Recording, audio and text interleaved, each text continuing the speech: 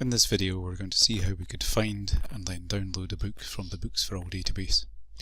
So I've already logged into the database, and if you don't have an account then you can go down and click the button to create a free account. Accounts are available for educationalists in Scotland who have a valid school or college or other email address.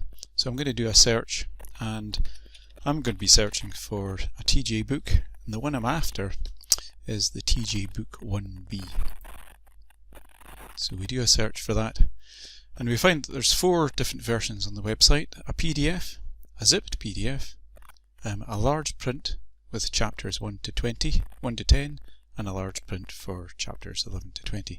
Let's take a look at and see what each of them are actually going to offer us. So the PDF version is the publisher original with no answer boxes. That's been provided to us by TJ, kindly by TJ, and it's the original PDF that they produced. The second one along is a zipped PDF, and this is a publisher original with answer boxes. So here we have added answer boxes to each of the pages so that a learner can type their answers on screen.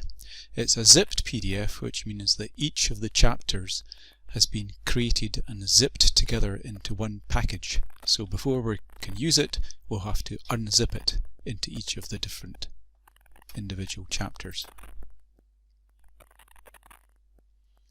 The large print version, chapters 1 to 10, is a 20 point.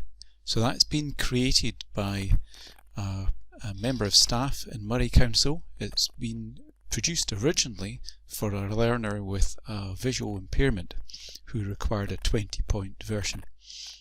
So you could be using this, downloading it, printing it out for a learner with a visual impairment. These also work pretty well on a device if you have a learner who's got a visual impairment, because it's already quite a large font, and so it fits quite well on an iPad, for example. The one I want though is my zipped PDF, because I'm going to provide it to a learner with a physical handwriting difficulty, and so we want answer boxes on the screen.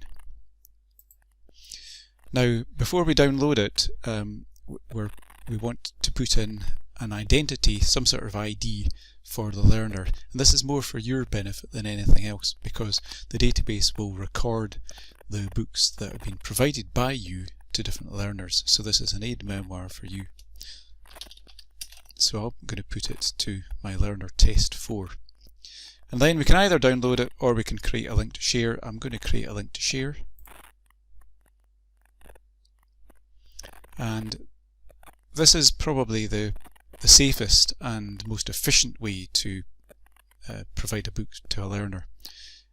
It will send this link to your email, and then you can forward the link on to the user, and then when the learner or the person acting for the learner, which could be a parent at home, when they get that link either by email or by some other means, they can click on it and then download the book directly to their own account, to their own device. The alternative is we can download it now, so I'll do that as well.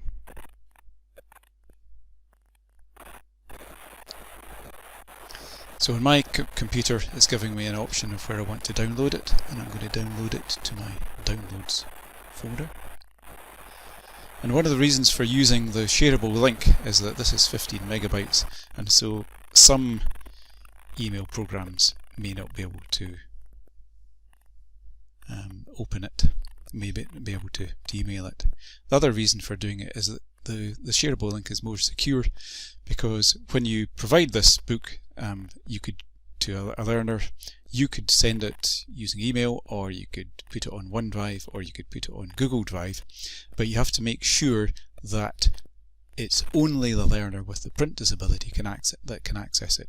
So it is illegal. You cannot put this book onto Class OneNote or onto the Google Classroom for all the class to use, unless all the learners have got a print disability. So using the shareable link is probably more secure and more efficient as well, I think, for the learner.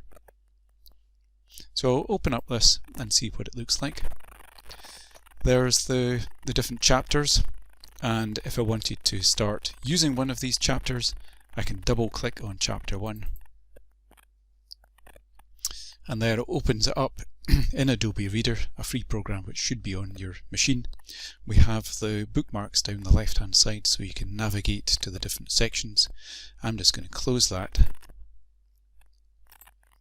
and start typing the answers in and pressing the tab key to jump between each answer box.